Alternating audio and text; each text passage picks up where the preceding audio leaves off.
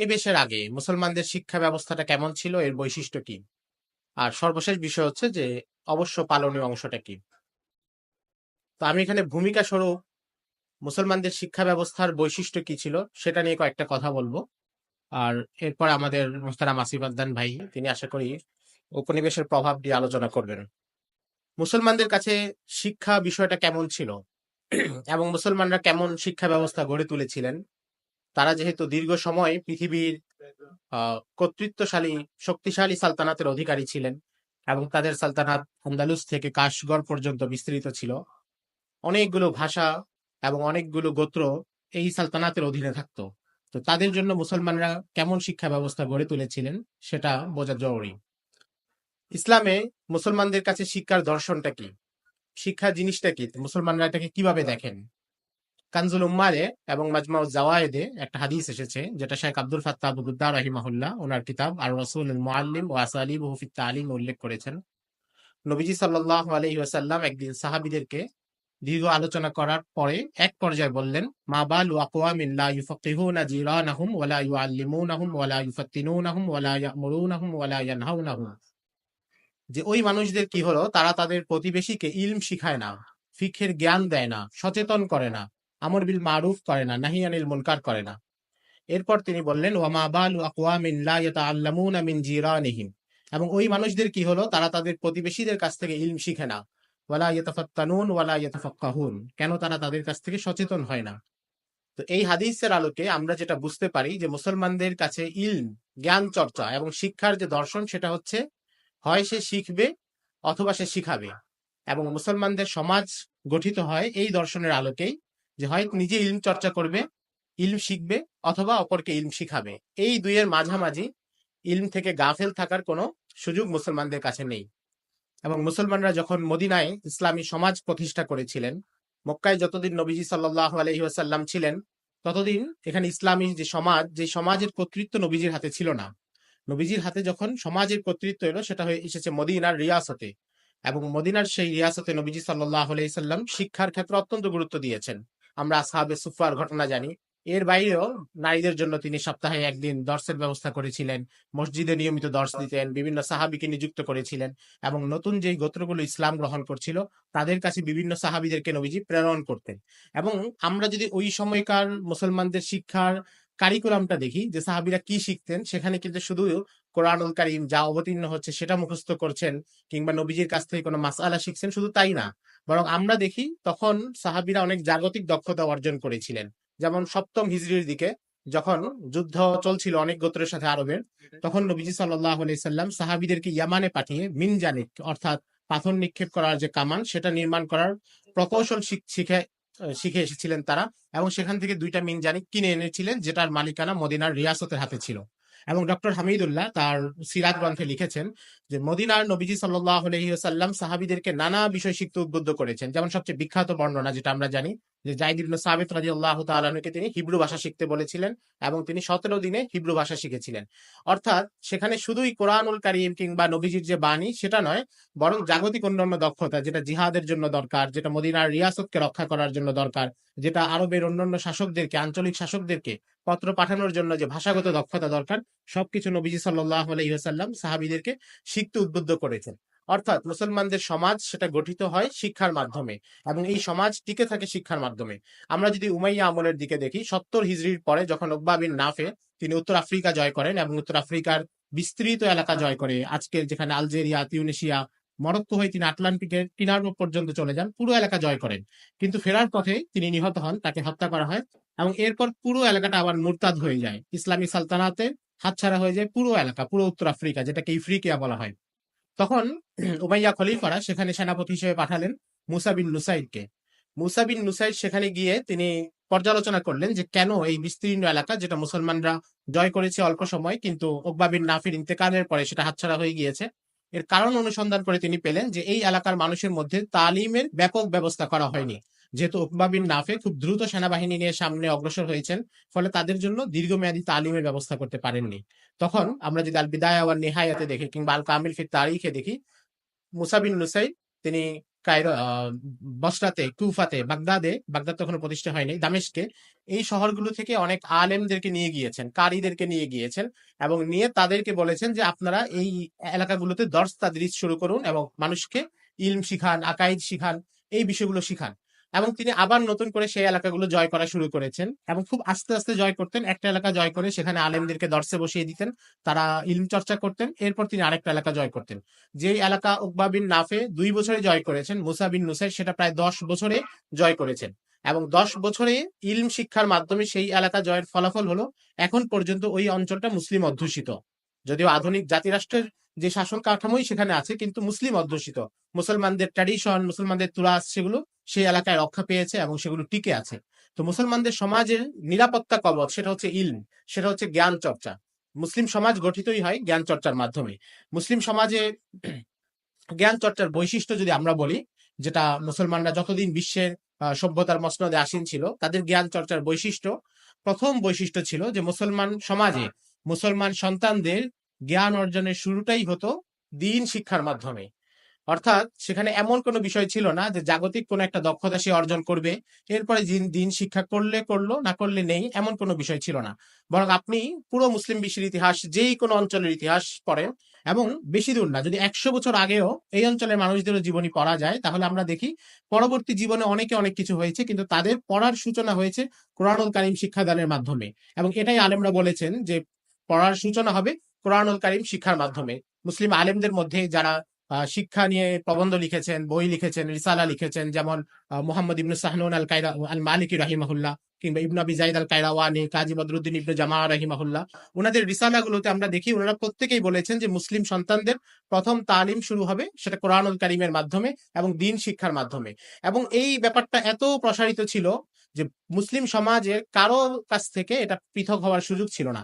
শতভাগ মানুষের দিন শিক্ষা নিশ্চিত করা ছিল সালতানাতের দায়িত্ব, রিয়াসতের দায়িত্ব, আলেমদের দায়িত্ব, এবং তারা এটা নিশ্চিত করেছেন। আমরা যদি একটা উদাহরণ দেই, ইবনে সিনা। ইবনে সিনা একজন বিখ্যাত মুসলিম বিজ্ঞানী, তিনি অনেক বিতর্ক আছে, তার দার্শনিক ভ্রান্ত আকীদা ছিল, ইমাম গাজালি সহ অনেকে তাকে তাকফির করেছেন। কিন্তু সেই ইবনে সিনার জীবনী যখন কাজী ইবনু খাল্লিকান ওনার কিতাব ওয়াফায়াতুল আয়ান ফি আনবাই আবনাই জামানে লিখেছেন, সেখানে তিনি লিখেছেন যে ইবনে সিনা মৃত্যুর আগে তওবা করেছে এবং 3 দিনে কোরআনুল কারীম খতম করেছে। তো তাহলে কোন মানুষ কোরআনুল কারীম খতম করতে পারে?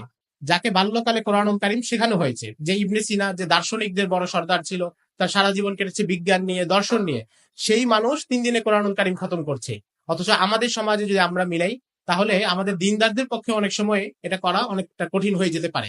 তো ইবনে সিনার এই জীবনী থেকে আমরা যেটা বুঝতে পারি যে মুসলমানরা চর্চার ক্ষেত্রে, আগ্রহের ক্ষেত্রে, প্রায়োরিটির ক্ষেত্রে তারা জীবনে পেশা নানা কিছু বেছে নিতেন, কিন্তু তাদের সূচনা হতো কোরআনুল কারীম শিক্ষার মাধ্যমে এবং দিন শিক্ষার মাধ্যমে। এবং আমরা যদি আমাদের উপমহাদেশেও 100 বছর আগেও দেখি, আপনারা উর্দু ভাষার বিখ্যাত কবি ফয়েজ আহমদ ফয়েজের নাম জানেন, যিনি ব্যক্তি জীবনে কমিউনিস্ট ছিলেন, কিন্তু তার জীবনী পড়ুন, উনি কোরআনুল কারীমের হাফেজ ছিলেন। অর্থাৎ ছোটবেলায় তাকে কোরআনুল কারীম শিখতে হয়েছে।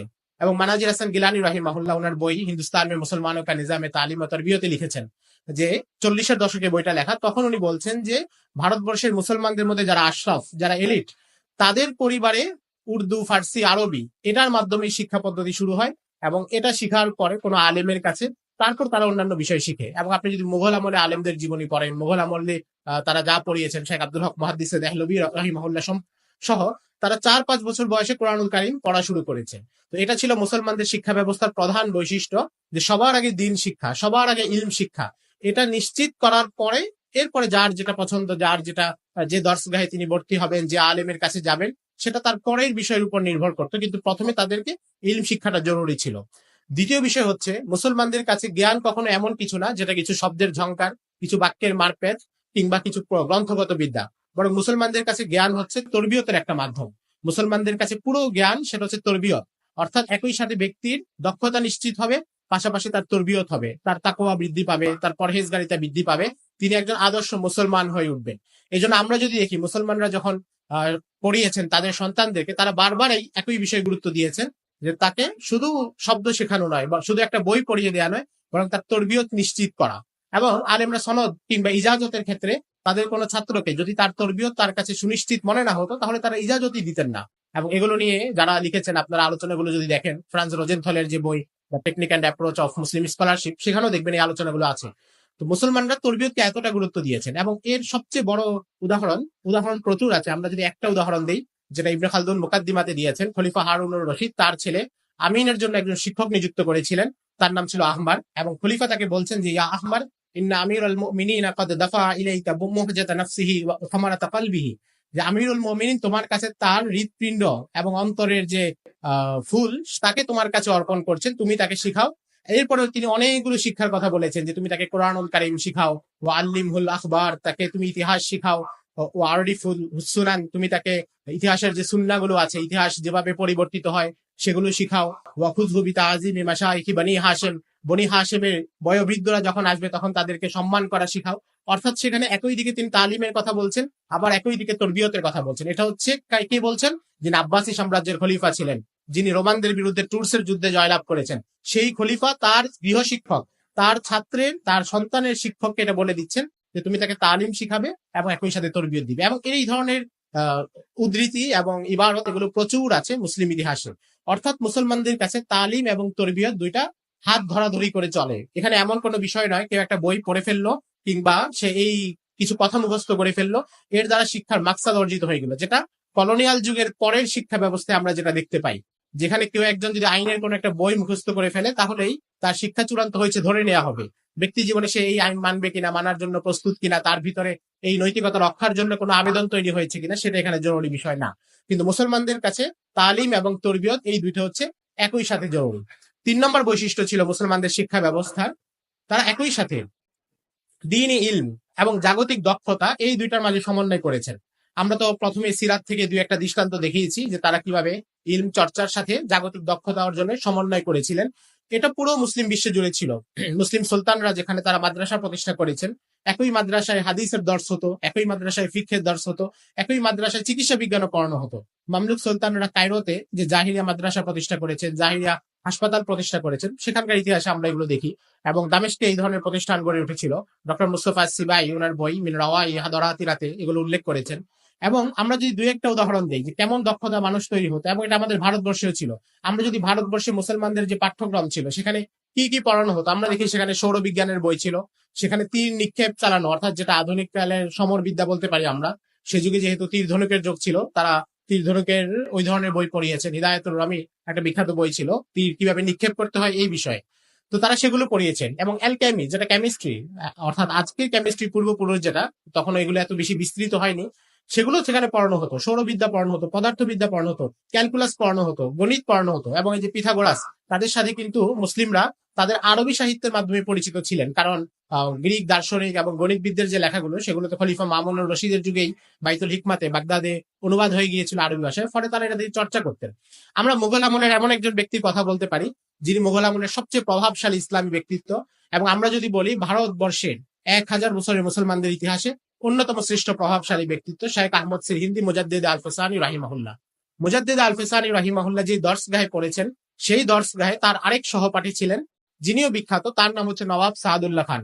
নবাব সাদুল্লাহ খান হচ্ছেন মুঘল সম্রাট জাহাঙ্গীরের চিফ অ্যাডমিনিস্ট্রেটর, অর্থাৎ যে মুঘল সাম্রাজ্য তখন বিস্তৃত ছিল লাহোর থেকে আমাদের বাংলা পর্যন্ত, এই পুরো মুঘল সাম্রাজ্যের প্রধানমন্ত্রী, প্রধান প্রশাসক যিনি ছিলেন তিনি এবং মুজাদ্দিদ আল ফিসানি একই দর্শগাহে পড়েছেন।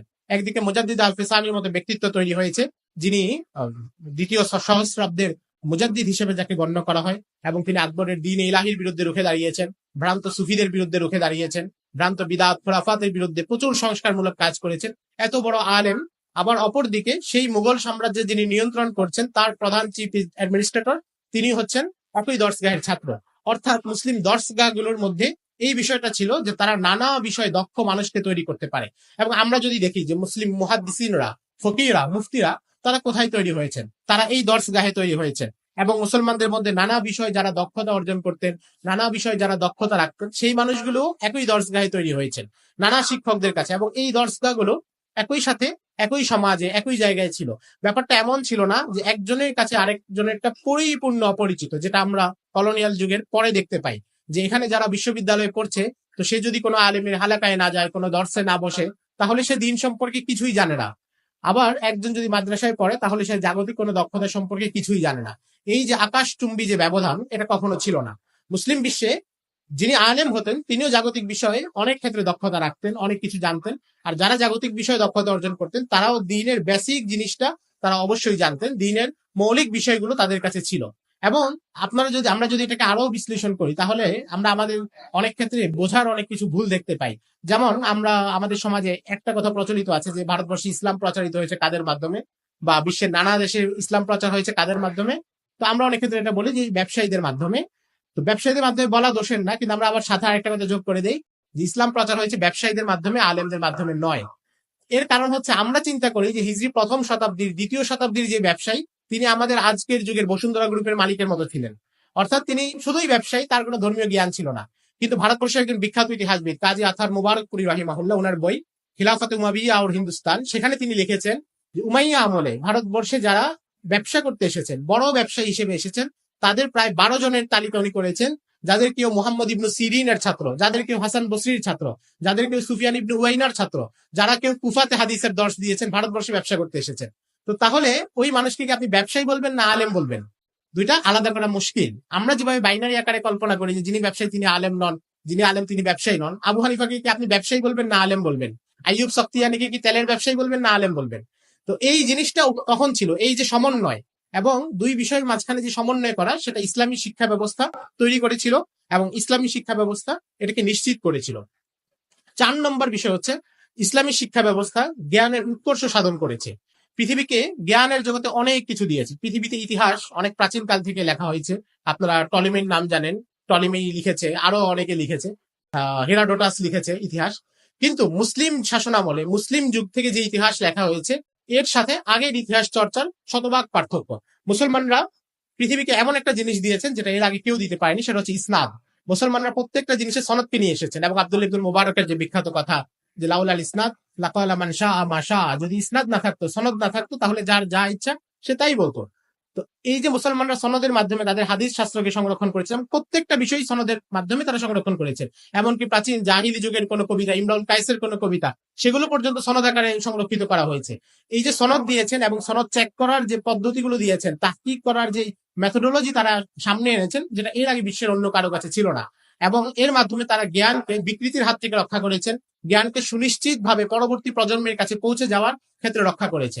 এরপর আমরা যদি তাদবিনের কথা বলি, সংকলনের কথা বলি, ব্যাপক আকারে বইপত্র রচনার কথা বলি, তাহলে আমরা দেখি মুসলমানরা যখন ব্যাপক আকারে গ্রন্থ রচনা করছেন এবং নানা শাস্ত্র, বিশেষ করে হিজরি 2য় শতাব্দীতে আব্বাসি খেলাফতের শাসনামলে যখন মুসলমানদের কাছে কাগজ নির্মাণের প্রযুক্তি চলে এসেছে, তখন ইউরোপ ঘুমে, এবং ইউরোপে এই ধরনের জ্ঞান চর্চা চলছে না। কিন্তু মুসলমানরা নানা শাস্ত্রে যে পরিমাণ বইপত্র লিখছেন, হাদিস শাস্ত্র সংকলন করছেন, ফিক সংকলন করছেন, তাফসির, ইতিহাস, প্রত্যেকটা বিষয় তারা সংকলন করছেন, এবং যেগুলো এর 400-500 বছর পরে ল্যাটিনে কিংবা ইংরেজিতে অনুবাদ হয়ে ইউরোপ গর্ববোধ করেছে, এবং ইউরোপ সেটার একটা গর্বের দাবিদার যে আমরা তোমাদের তুরস্ককে রক্ষা করেছি এবং আমরা এটাকে ইউরোপে পরিচিত করিয়েছি। কিন্তু তাদের এই পরিচিত করানোর কিংবা অনুবাদ করার 500-600 বছর আগে মুসলমানরা তাদের নিজ ভাষায় এগুলো লিখেছে, এবং শুধু আরবিতে নয়, মুসলমানরা বিশ্বের যেখানে গিয়েছে সেখানকার ভাষা সংস্কৃতির সাথে এটাকে একাত্ম করে নিয়েছে। অর্থাৎ মুসলমানদের যে শিক্ষা ব্যবস্থা, মুসলমানদের যে এই ধর্মীয় চেতনা এবং বিশ্বকে দেখার যে দৃষ্টিভঙ্গি, সেটা অনেক প্রশস্ত। সেটা শুধু কোনো অঞ্চল কিংবা কোনো জাতি, কোনো গোত্র, কোনো এক ভাষায় সীমাবদ্ধ না, বরং মুসলমানরা সত্যিকারের অর্থে এক বিশ্ব নাগরিক ছিলেন। মুসলমানরা যেভাবে শিক্ষা ব্যবস্থা গড়ে তুলেছিলেন, একজন মুহাদ্দিস যার জন্ম আফ্রিকায়, তিনি মধ্য এশিয়ায় চলে আসতেন হাদিসের জন্য। আন্দালুসের মুহাদ্দিস, তিনি বাগদাদে চলে আসতেন হাদিস সংগ্রহের জন্য। এই দৃশ্য ইলমের জন্য এভাবে সফর করা, এটা বিশ্বের অন্য কোনো জাতির মধ্যে ছিল না। আপনারা শেখ মুহাদ্দিস আবু হাতেম রাজির কথা জানেন। তিনি একবার বলছিলেন যে তিনি ইলমের জন্য কতগুলো শহরে সফর করেছেন। তিনি প্রায় 120টা শহরের কথা বলেছেন, যেগুলো 2 মহাদেশ জুড়ে বিস্তৃত।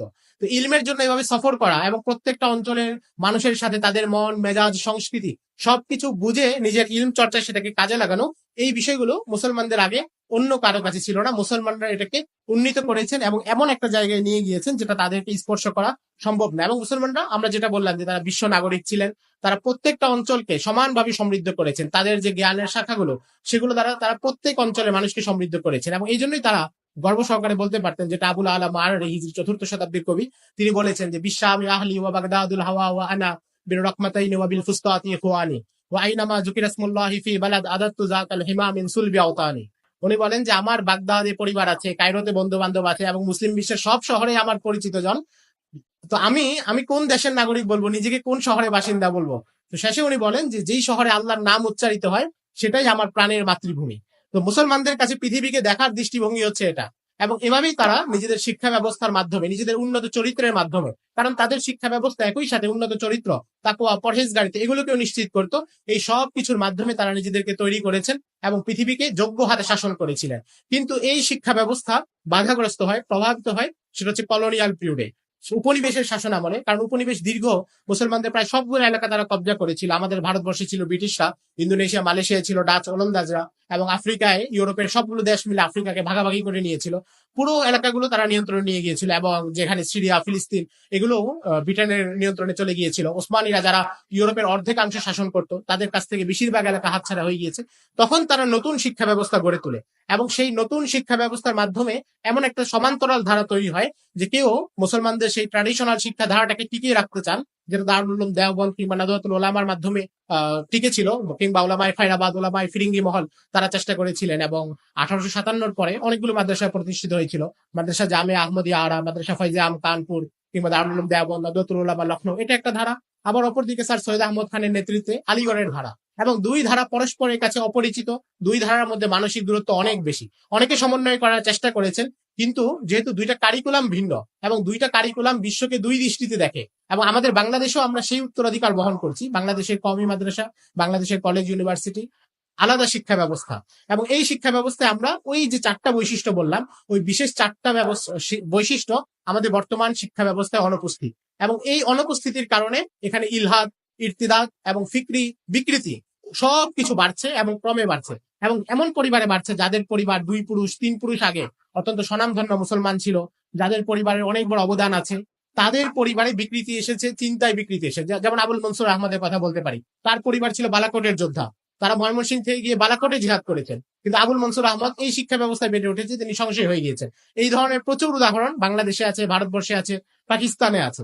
যারা পাকিস্তান তৈরি করলেন, যারা ইসলামী চেতনার কথা বললেন, খোদ ডক্টর ইকবালের ছেলে জাবেদ ইকবাল, তিনি সেকুলার ছিলেন।